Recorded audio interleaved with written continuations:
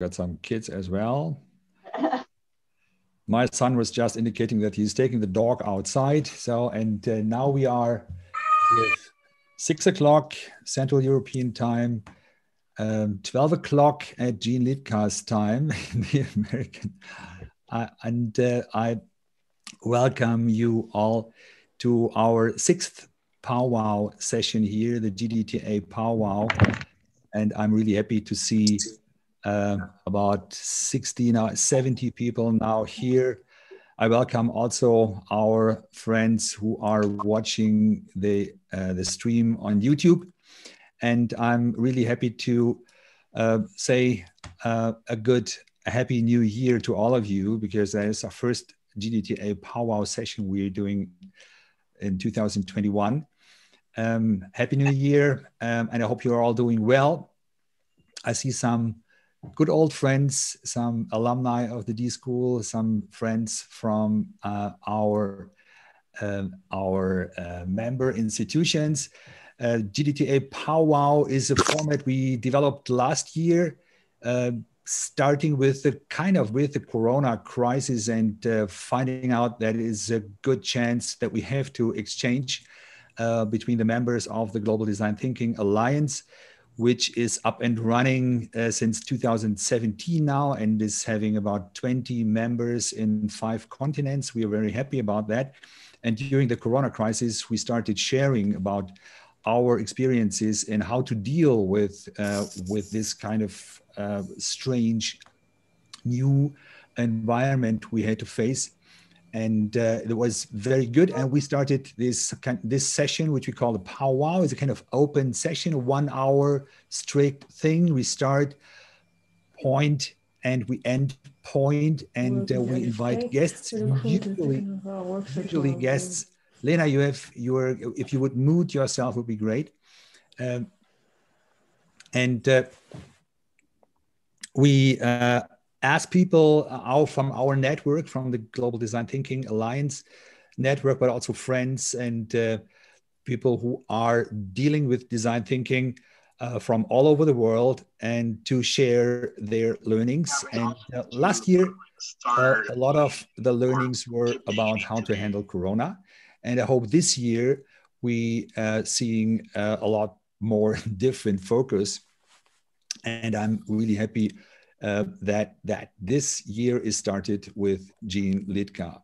And Jeanne, we met in 2019, if I remember right, first time personally in Bucharest, actually, at the Design Thinking Conference. And it was a great pleasure. You were doing the opening session and I was doing the closing session of that conference. And then we got a chance to chat and to find out that we have so many things in common. You are one of the most known, best known authors in design thinking and researchers in design thinking on the planet. There's no question. And it was so interesting when we announced that you were our speaker here at the Global Design Thinking Alliance at the powwow session. We got immediately people saying, "Wow, I want to join that. That is so great." So I'm really happy to have you here.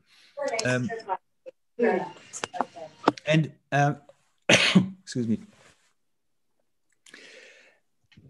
Before I hand over the stage to you, I want to say some words also about the way how we set that up.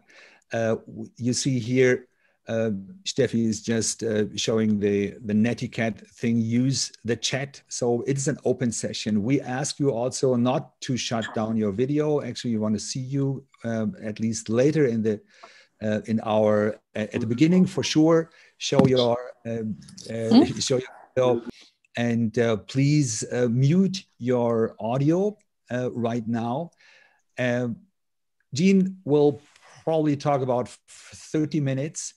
And then after that, it is an open discussion session. And please ask your questions on camera, but you are also, of course, you're welcome to write something in the chat. We'll kind of summarize that. Steffi in the back, she will help us to do that, Anna as well. And they also collect the voices from YouTube. from the YouTube stream. And we end point 7 o'clock officially here, the YouTube stream and also the recording. It's also, the whole thing is recorded. You can watch it later.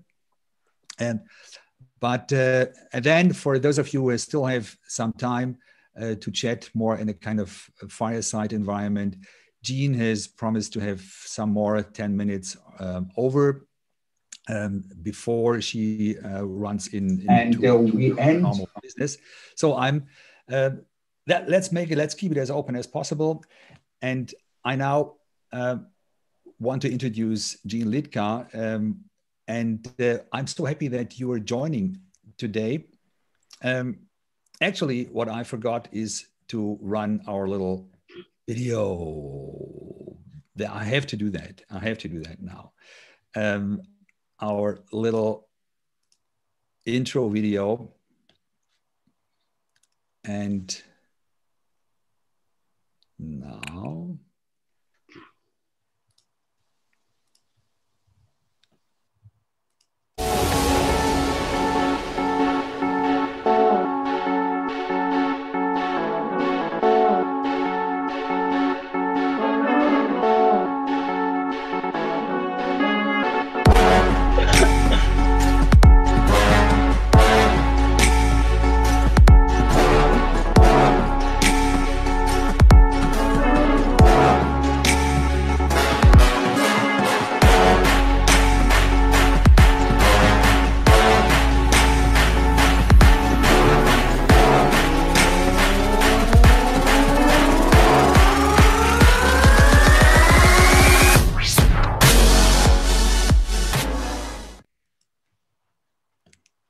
So I hope that was running fine.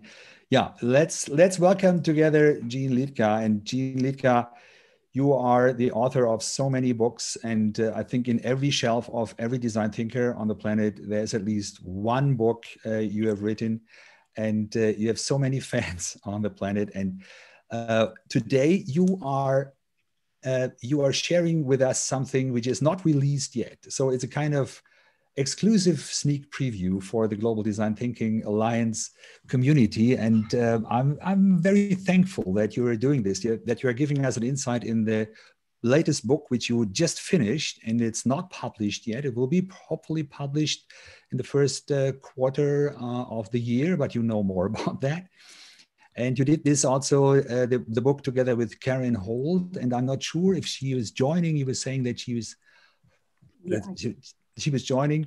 Mm-hmm. And I'm really, so I don't want to do any without further ado, I think I hand over the virtual stage to you, Jeanne. Welcome to be our guest here. And I'm really looking forward to your presentation. Thank you very much for joining us. And please welcome Jeanne. Thank you so much, Uli. It's a special treat to be here. As you mentioned, it is our first time talking about the new book, which we are very excited about. And we're really excited to hear your questions and your reactions and any other thoughts that you may have. So I'll just jump in and get started. In this book, we're looking at design thinking and its impacts, not from the perspective of the customer or those we use it for, but instead from the perspective of those who are the users of design thinking. The question that motivated us in writing this was around this issue of what does it take to do design well, right? And we know as design thinking has grown in popularity and we've seen a proliferation of one-day hackathons and things like this, many of us worry whether or not we're really going to be able to achieve the transformational impact that we know design thinking is capable of if we don't invest the energy and the resources to teach it well to people. And so that's what this book is really about. In this book, we focus on the developmental pathway of the learner in order to deepen understanding based on our research, the research of others, research outside of the field of design thinking, to understand what are the critical shifts in mindset and in skill sets that need to happen for us to truly experience design in the way that it's meant to do. So what I wanted to do today was just walk you quickly, perhaps through an example chapter, and talk a little bit about our perspective on that. So at the simplest level, we think of design thinking as a set of activities that we do, right? We gather data, we identify insights, we establish design criteria, and generate and prototype and experiment with ideas. But behind the scenes, these seemingly simple activities are doing something that is producing profound changes in the innovators who use it. And I want to talk a little bit about what this level of experience that's triggered by the level of doing actually looks like. So for instance, we know we start out by gathering data, right? We do some ethnographic interviews perhaps, but what we know is that a few ethnographic interviews done superficially does not accomplish what that stage needs to, because what has to happen is an experience of immersion on the part of the user of design thinking. And that immersion really sets the stage for the rest of the process. So an immersion in users' lives shifts innovators' frame of reference and engages their emotions. It helps them to see and care about new possibilities and paves the way for more effective collaboration throughout the rest of the cycle. At the next stage, gathering data and this immersion feed into a stage of looking for insights and patterns. And it's that sense-making experience that allows innovators to transform lots of data points into new knowledge. And it also continues to build on that emotional commitment and enthusiasm for new ideas. As they move forward to specify concrete design criteria, we start to see a bridge in terms of relationships between individuals gathering data and working on insights, and a group of stakeholders coming together and aligning around what really matters to their future designs. This allows them to generate ideas collaboratively because it offers an experience of emergence. And I'm going to talk a bit about emergence in this presentation in particular, because I think it illustrates the difference between doing, for instance, brainstorming, and creating the conditions for the true emergence of higher order solutions. And then finally, prototyping triggers the experience of imagining as innovators learn how to make ideas feel real, and then finally design and conduct experiments that lead to an experience of learning in action that guides interviewers through what we know is the very tough journey from being a knower to being a learner. So I'd like to start by just going a little bit deeper into the stage of immersion to give you a sense of what we're looking at here. So again, what do innovators do during immersion? Well, they gather data, and I'm sure these activities look familiar to all of you. We use job to be done. We create journey maps. We use projective tools, capture takeaways, kind of a whole set of experiences. But what's really happening behind the scenes is a mindset shift, okay, that will look, again, familiar. We're moving from an egocentric bias to an empathetic one. We're learning awareness of our biases and that we need to challenge the accuracy of our own perspectives. We're moving, often in a business environment, from being detached and distant from the problems and the people involved to being curious and personally engaged. We are moving from a mindset of impatience, right? Most of us are action-oriented people. We want to get to the answers. But in immersion, we learn the importance of investing time to understand what's going on in current reality before we jump to solutions. We also learn not to accept the obvious and conventional definitions of the problem, but to treat the problem itself as a hypothesis.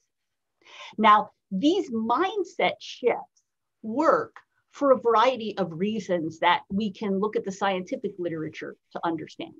So mirror neurons, for instance, we know are the biological basis of the development of empathy. And it's that development of empathy that allows us to short circuit the fear that often prevents our willingness to engage with others as human beings. We know that cultivating curiosity is not just a kind of a phenomena we talk about as an interesting thing, but in fact triggers a whole set of learning pathways and is really important to the reduction of anxiety that allows us to think more creatively. At the same time, science tells us that we have a very real set of persistent cognitive biases that will get in the way if we don't develop new ways of looking at problems and dealing with them. Now, what happens as we observe then is that these mindset shifts that occur during immersion actually come accompanied by a set of behavioral shifts as well. These behaviors are the competency that we think of as educators that we need to develop in people to be skilled at design thinking. Now, we have decided to call these competencies minimum viable competencies, obviously playing off the idea of minimum viable products. Why minimum viable?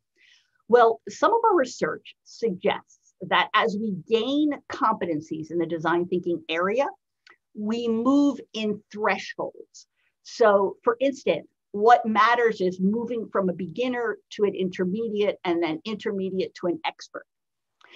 Interestingly, at least in our research to date, the situations in which having achieved the level of expert in the design thinking capabilities really matters to improving outcomes is minor.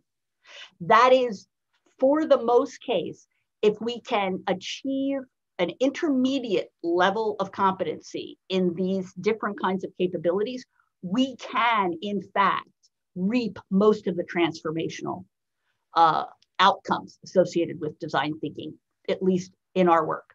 So we've started to talk about these minimum viable competencies, which are the markers that as educators, coaches, people who develop humans in our organizations need to look for, because they're the behavioral indicators of shift mindsets.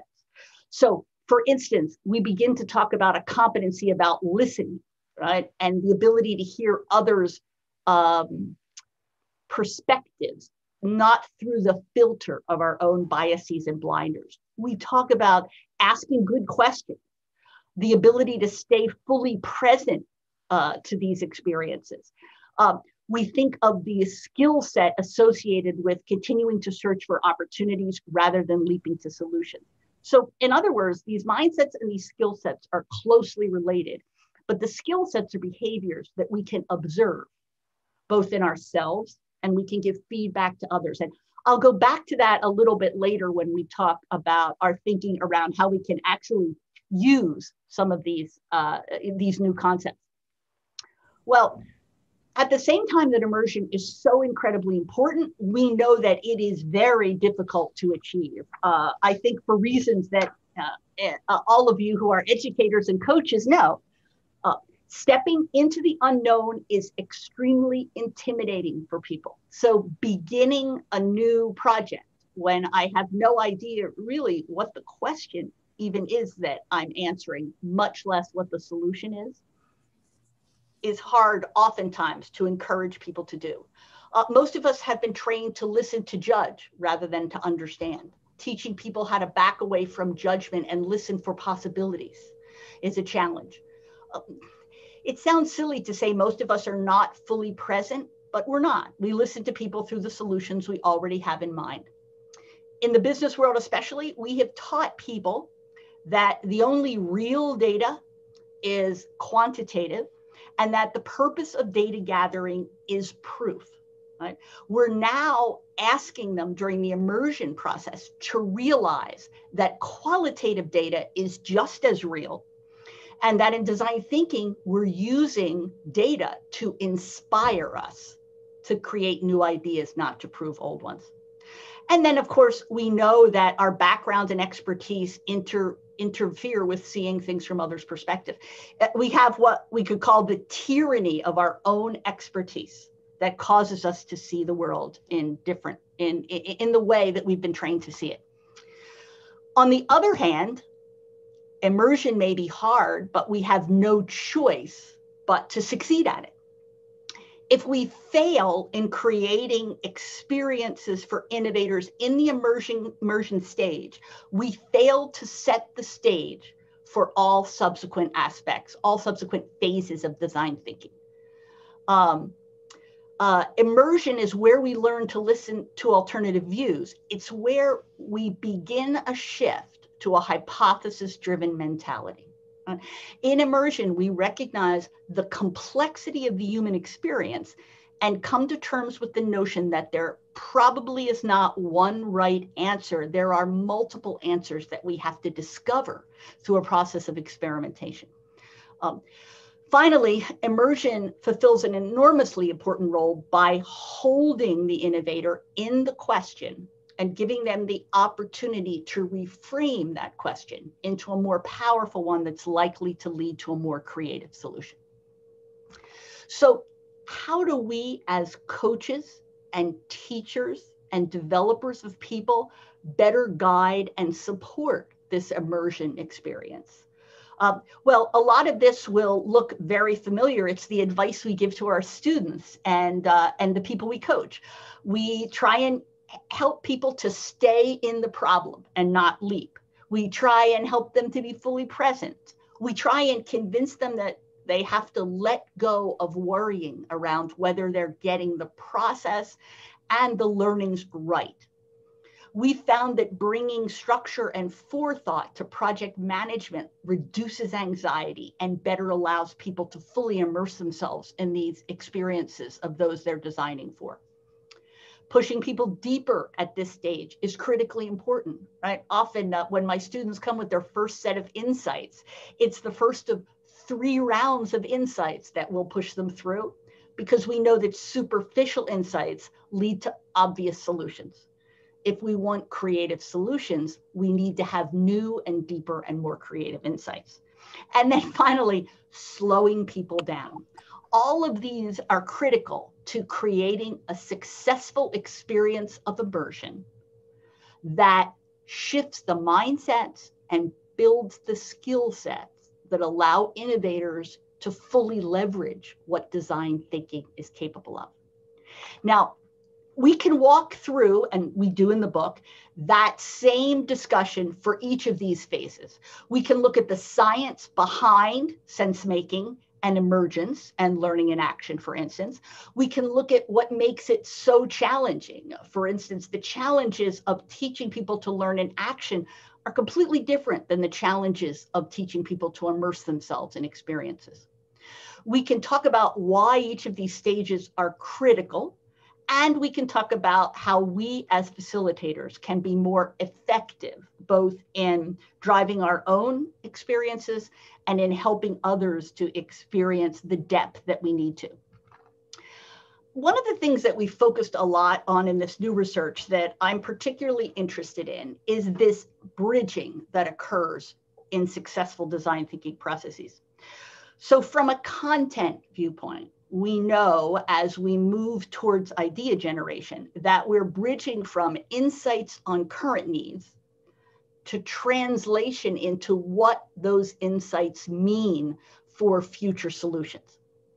We also know, and I think this is an area that we could devote a lot more time and research to, that we are transitioning from a process that feels essentially individual. That is, as an individual, I'm experiencing immersion, I'm experiencing sense making, to a more collective experience of alignment and of emergence.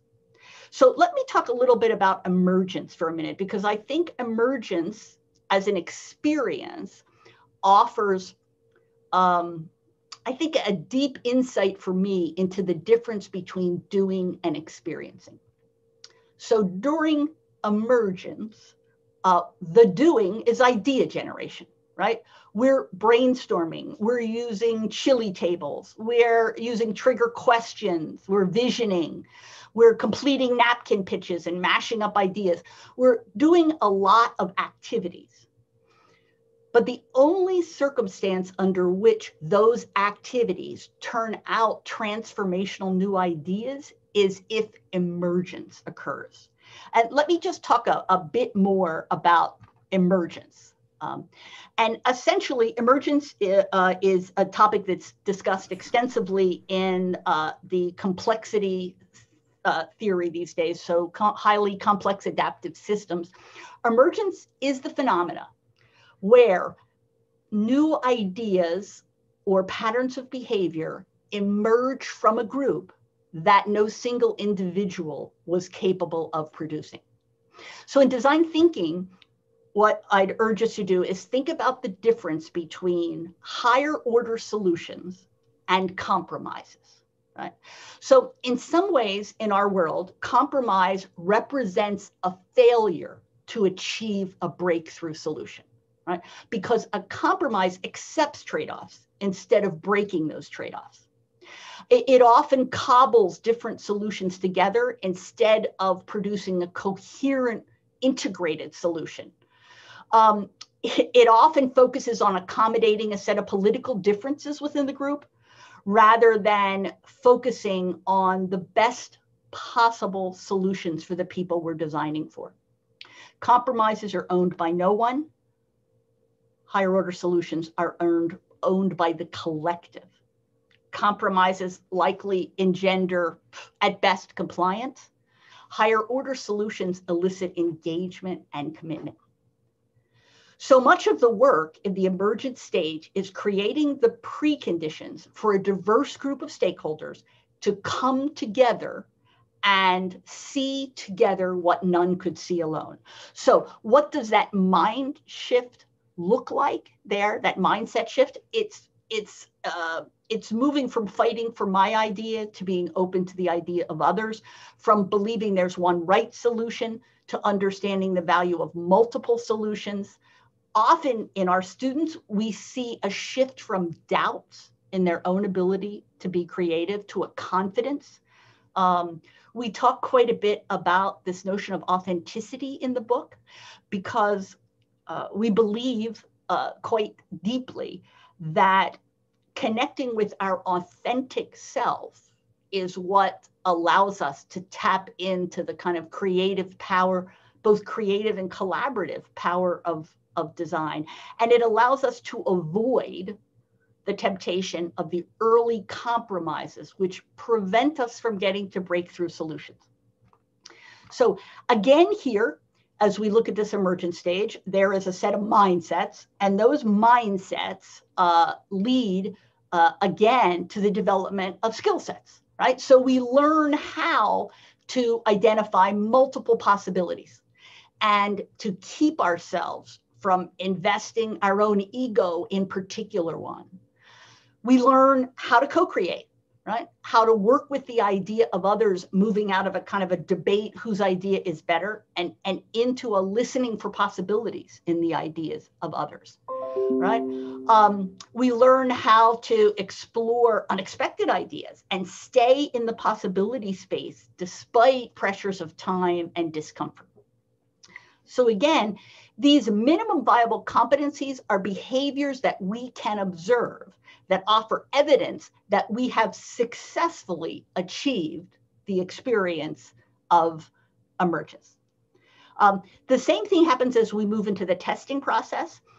Interestingly, I think the capabilities and the mindset shifts that we look at in testing are quite different than those that we look at the front end of design thinking, but are equally important. And again, I think we spend quite a bit of time exploring those in the new work. Now, the good news, bad news is that it's actually more complicated than a single experience journey. Over the past several years, we have been tracking our students' level of comfort as they move through the design process. So here on the vertical axis, you'll see the comfort level that students report to us as they work in each phase of the design thinking process we've talked about. On the left side, you will see a group of personas that we have created based on personality preferences that these students exhibit.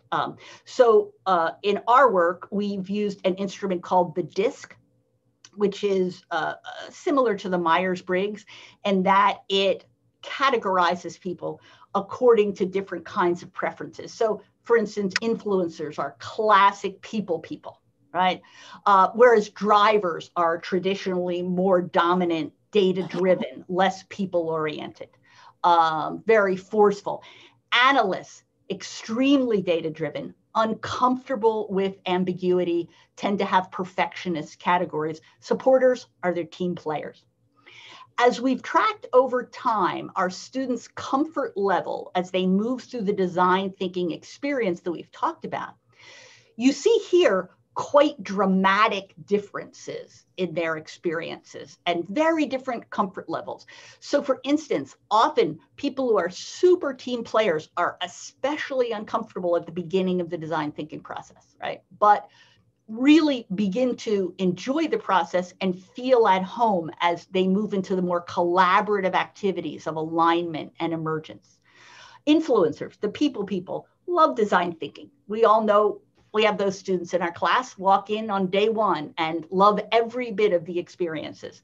Whereas drivers and analysts in particular, data-driven people, really struggle with the ambiguity and the human-centeredness of the front part of the design thinking. But as they begin to see the quality of the ideas that emerge and the tangibility of prototyping, they get very excited. So our research suggests, and we discuss extensively in the book, what the experience looks like at each part of the process of design thinking for these different kinds of personalities. So what do we think we do with all of this, right?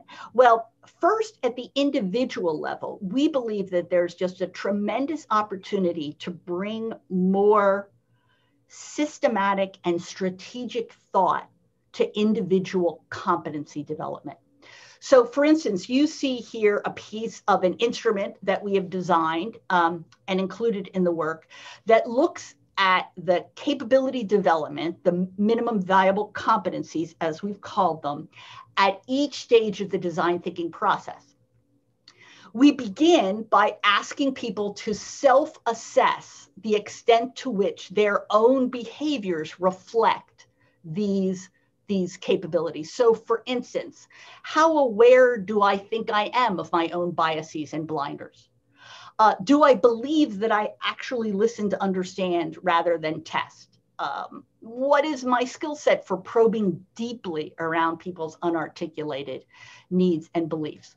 We believe that if we want to help innovators have these deep experiences at each stage of the design thinking process, we have to give them self-awareness of where they are to date and help them to tailor development plans that focus on the particular capabilities that they want to build.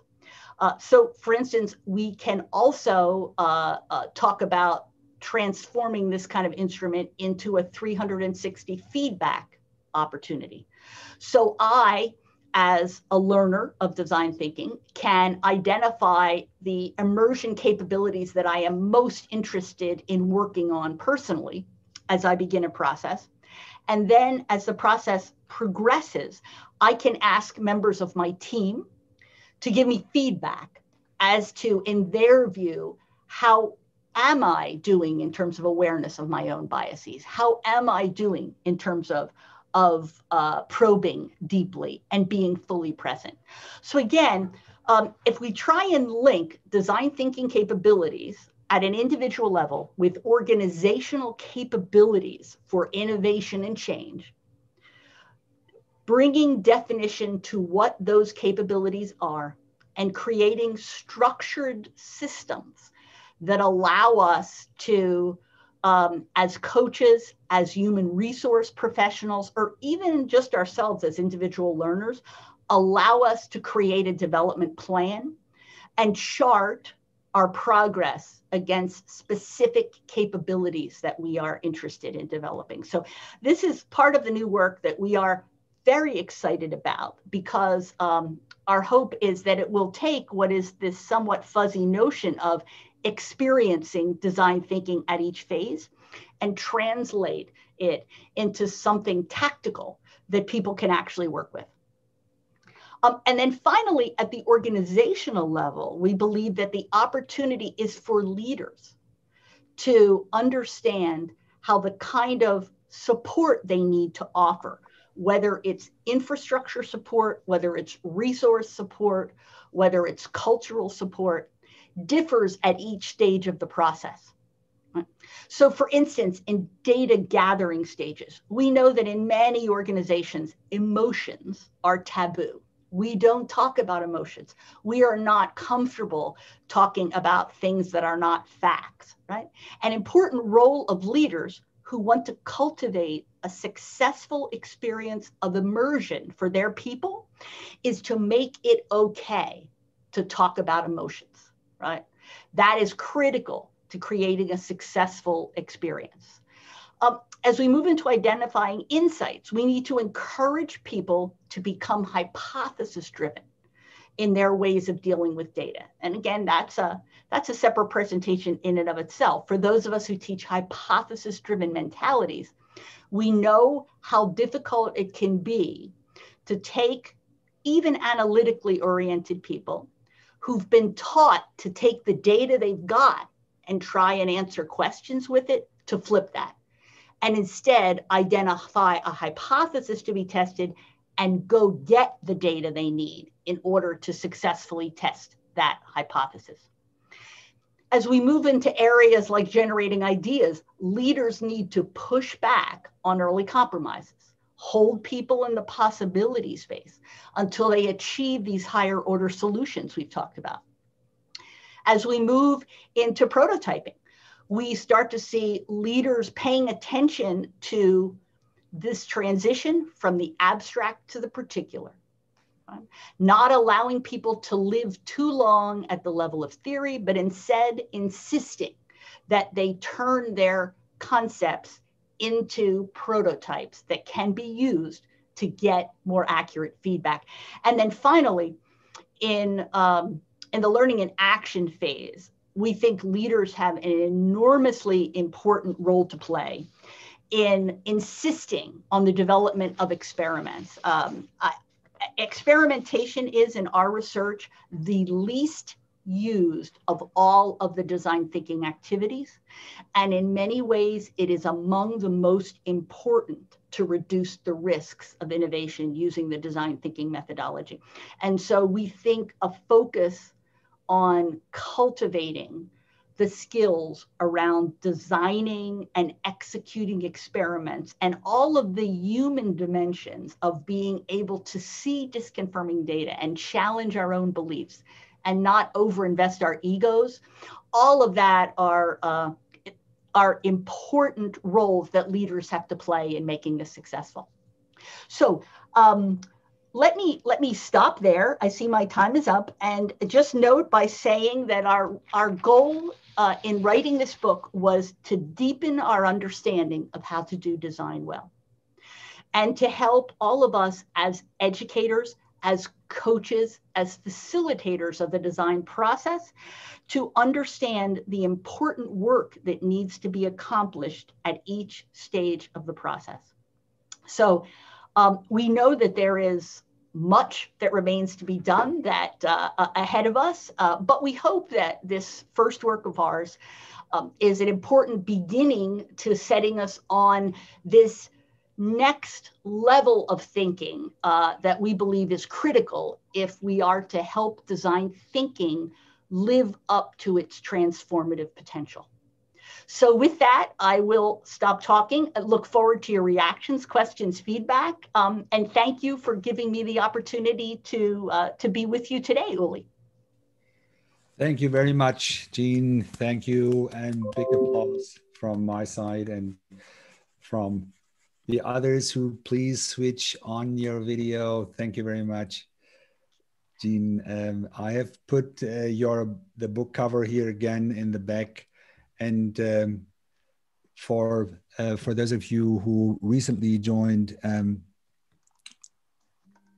I think there is a chance that we can distribute the chapter you were talking about, or you were checking out, as a PDF before the book is released. After that session, you'll receive that. So thank you very much. We got a lot of questions already from YouTube, but also here.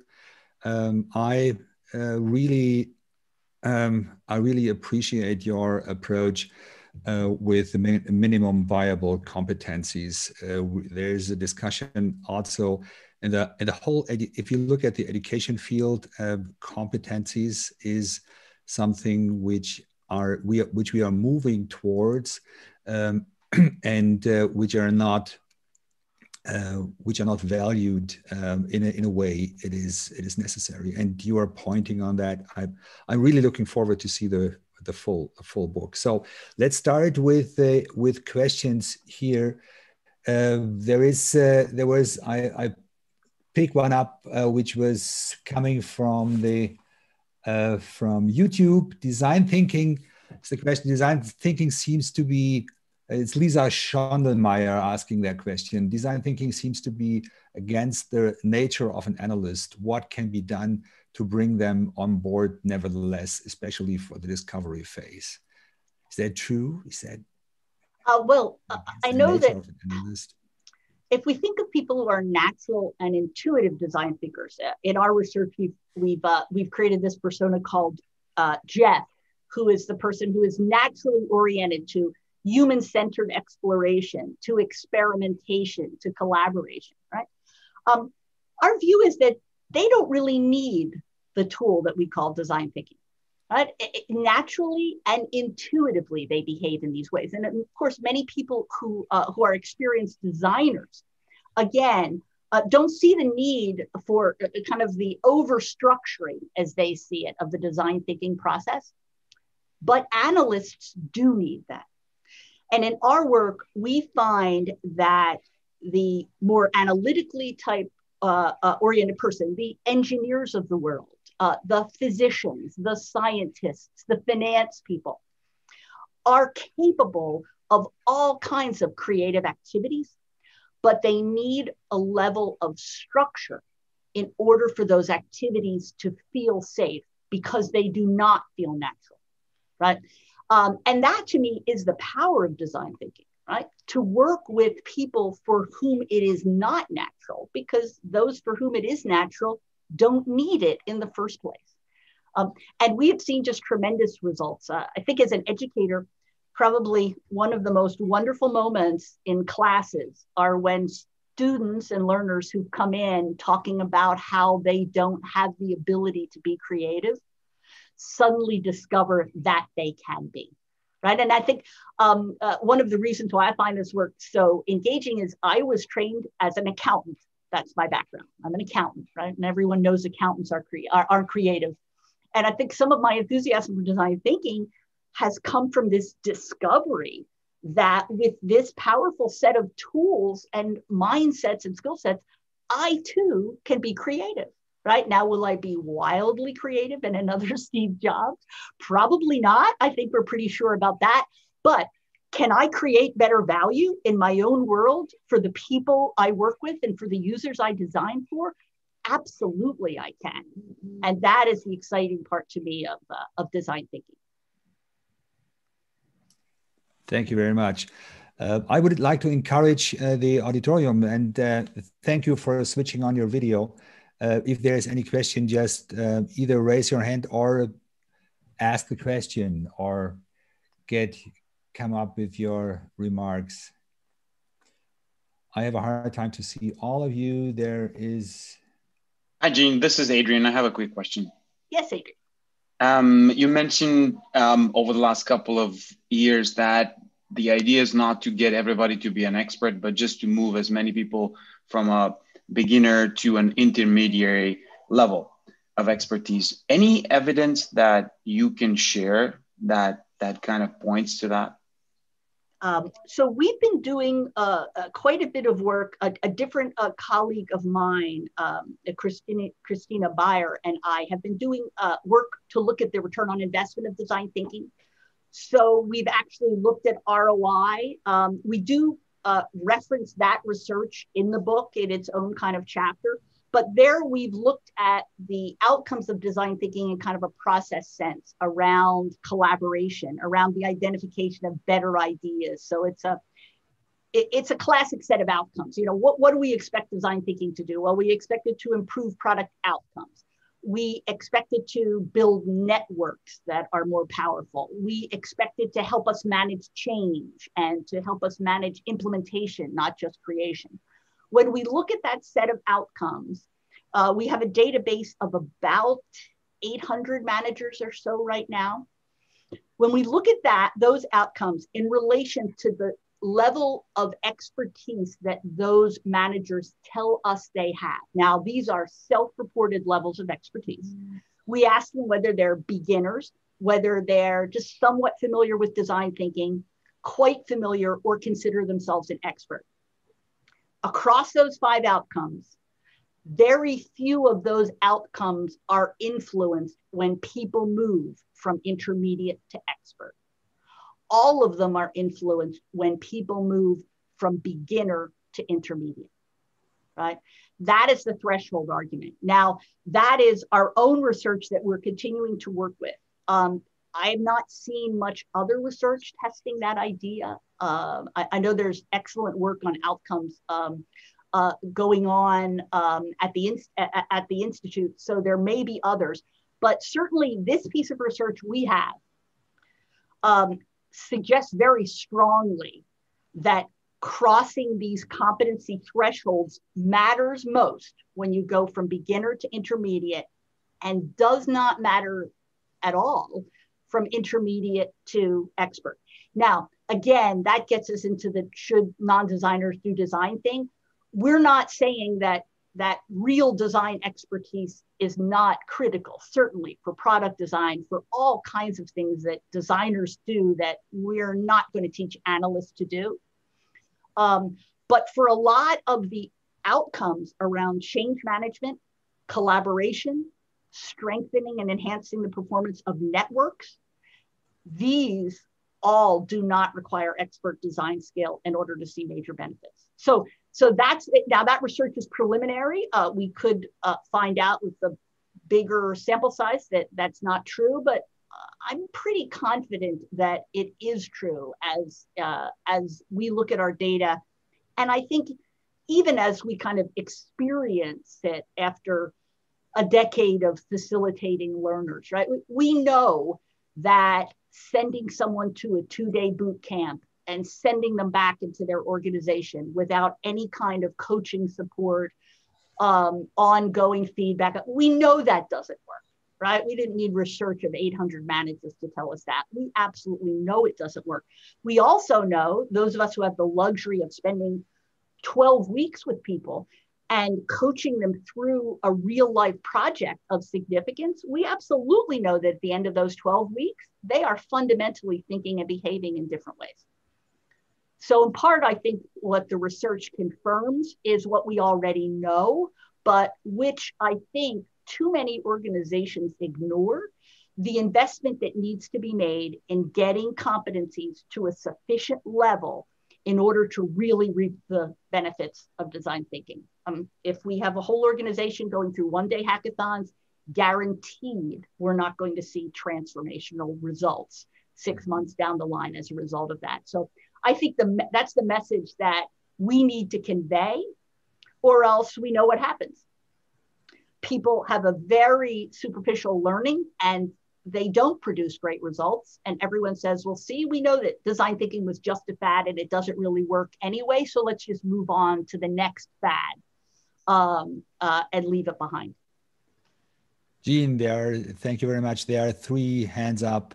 Maria Stashenko is the first one I've seen.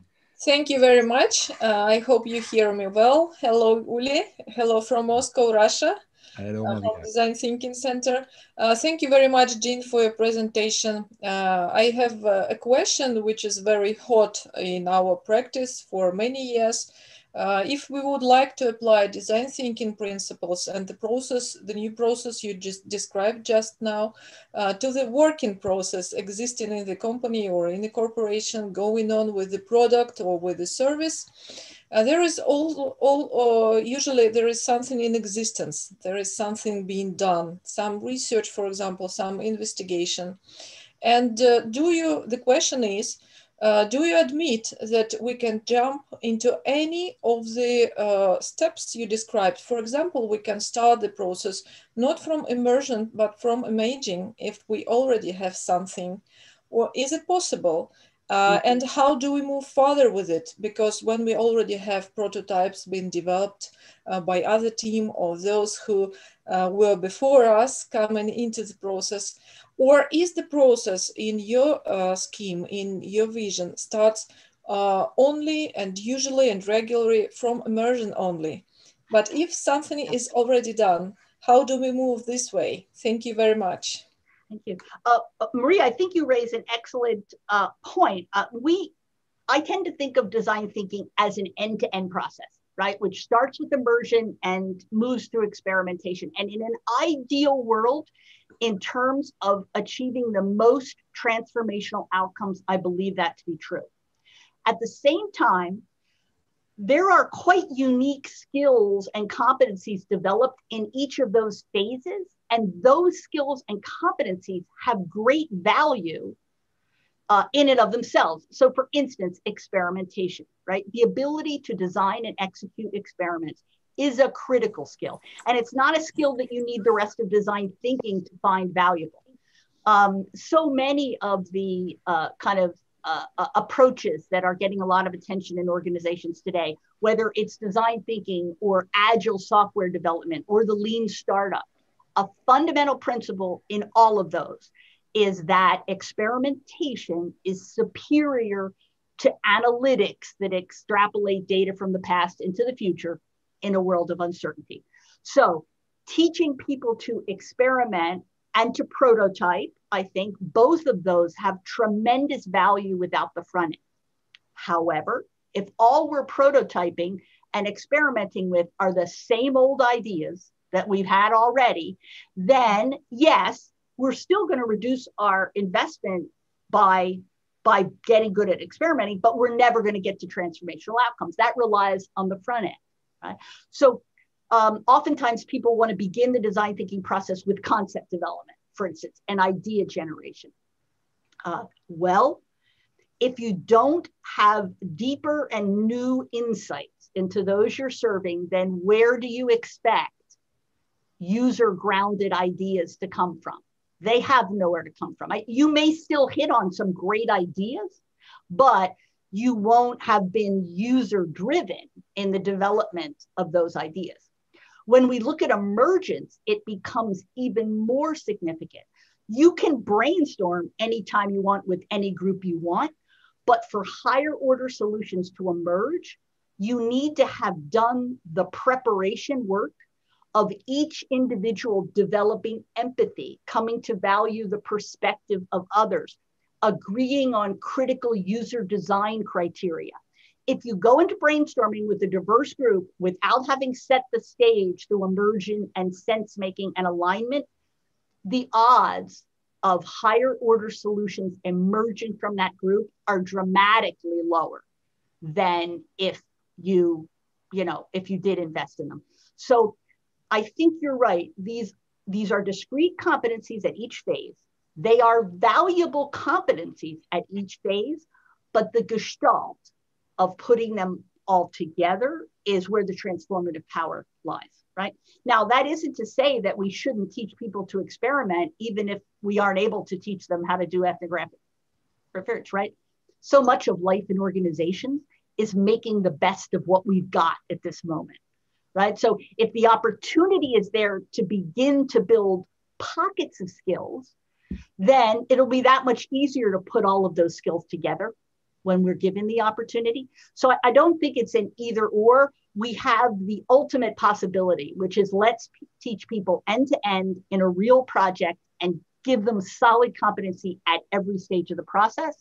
But in the meantime, developing some experimentation skills is certainly better than developing no new skills at all. And so I think we have to take advantage of the opportunities that show up, because most organizations don't want to learn design thinking for its own sake. They want to solve their problems. And the more we bring skills that are linked to particular problems that people have, instead of talking about the wonders of design thinking and how everyone needs it, I think the more opportunities we have to really get the investment to teach people well. I hope that's helpful, Maria. Yes, thank you so much. I started to think about individual trajectories, about where to start and how to go, you know. Yes. Thank you. Thank you. We have two, you have probably seen I've put the time timer in the back of myself here. We have 4 minutes to go for the official part, and we have 2 raised hands. I see Claudia and Savine raising their hand, and I hope we get the time to fit you in. Claudia? Thank you. Thank you also to the wonderful presentation. Highly appreciated.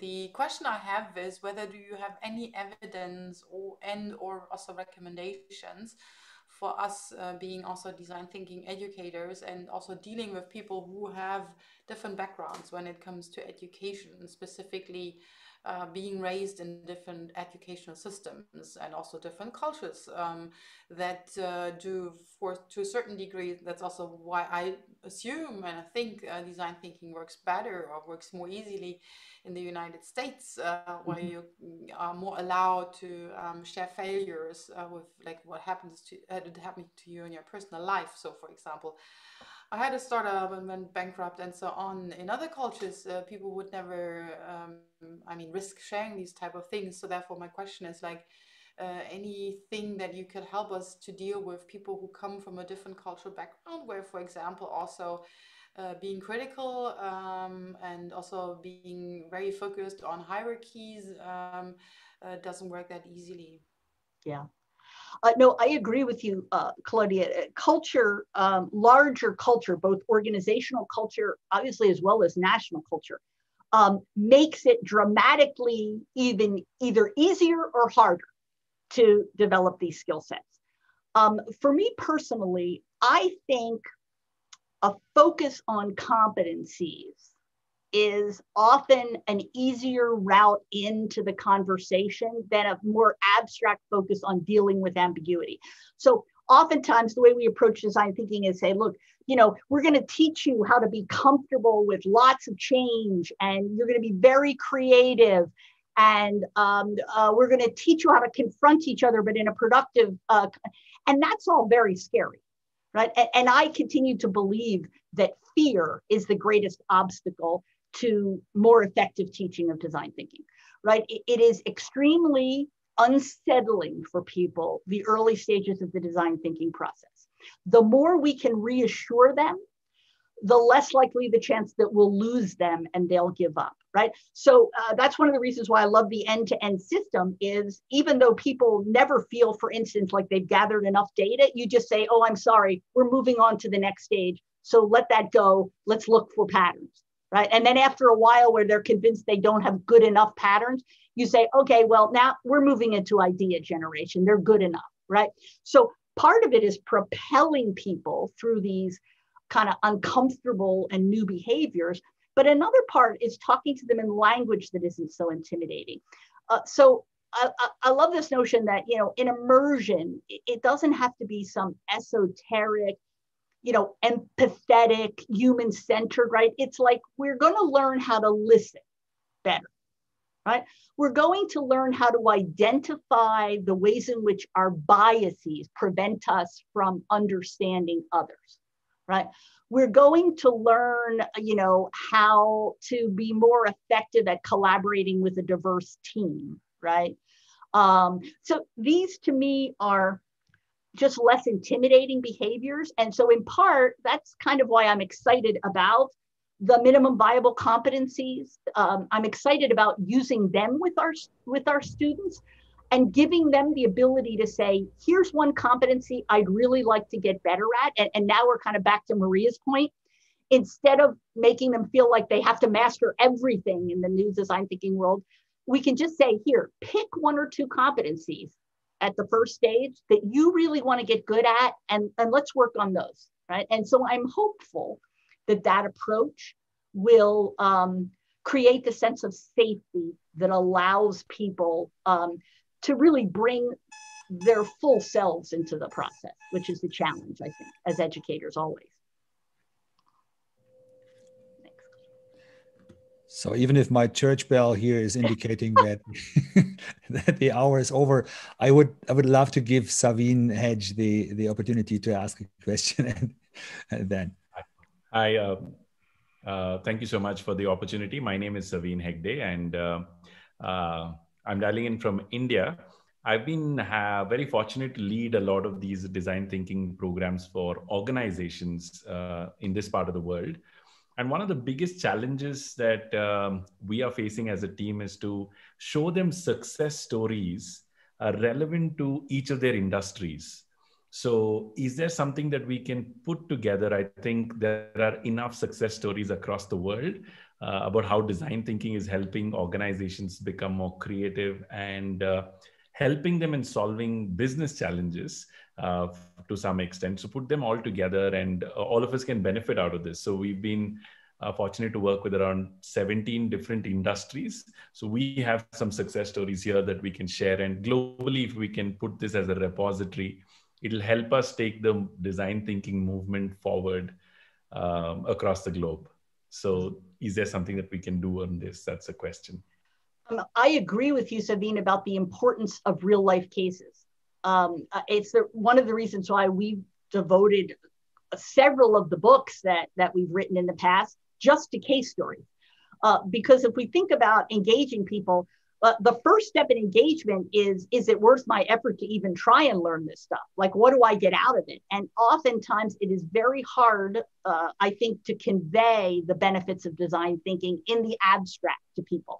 If you haven't experienced it, it's hard to know why it's so powerful, right? And so the more we can tell these stories of other organizations and other individuals who've used design thinking to achieve very specific outcomes that matter to them, I think the more we can build awareness of why it is that design thinking is useful. But again, like anything else, case writing takes time, right? It takes a lot of effort. We spend weeks writing a case on design that really lays out design thinking in enough depth.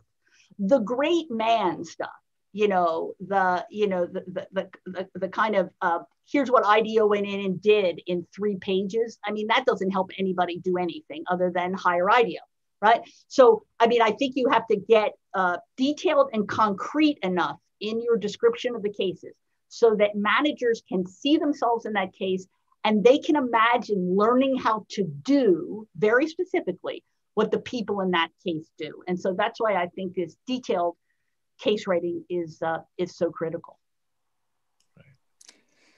Thank you very much. And thank you very much to all of you to be a part of our 6th GDTA Power session here together with Jeanne. Thanks to Jeanne, and a big applause for your great input here for all of us. Oh, thank you. And thank you all to Karen and Jessica, my co-authors, who deserve every bit as much credit. Yeah.